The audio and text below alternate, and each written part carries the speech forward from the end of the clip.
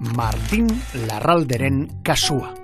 Martin Larralde, Bordaxuri ez izenez ezaguna, Azparneko Plumaienea baserrian sortu zen 1782an. Egun batetik bertzera ama hil zitzaion, eta Martinek baserriaren bere zatia eskatu zion aitari.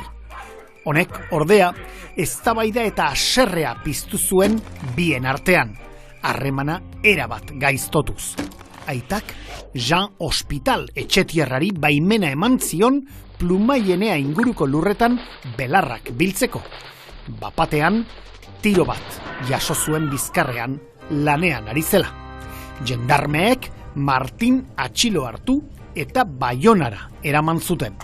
6 urte geroago kartzelan hil zen. Martinek ordea, bertso esanguratsuak idatzi zituen kartzelan zen bitartean. Ene aita da gizon kontsideratua, semea galeretan du segurtatua, non nahi otoitzean belaunikatua, zaindu iduri debruma darikatua. Leringo kontearen txanda iritsi zaigu, June. Nafarroako erresuman gaude, bi leinuen arteko liskarrak, Beamondarrak eta Agramondarrak. Leringo kontean Beamondarra da. Eta Agramondarra den bere terretxe hiltzeko agindua eman du. Zenbait kontakizunek diote, honetan dagoena dela, maiteminduta dauden bi gizonezkoen arteko liskarra.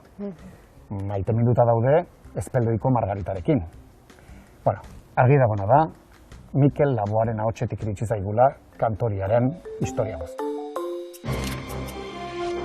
Leringo kondea Nafarroako erresumako Beamondarren leinuko buruzagi ezaguna zen. Egun batetik bertzera, arerio zituen Agramondarren arteko bat gatibu hartu zuen, bere terretxe. Kondairak dio, Leringo kontea, bere terretxeren etxe atarira soldaduz inguratuta joan zela.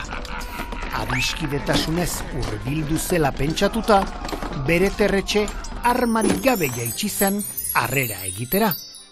Haren harridurarako ordea, gatibu hartu, mendialdera eraman, zuhaitz batean lotu eta kondeak bere terretxe hil egin zuen.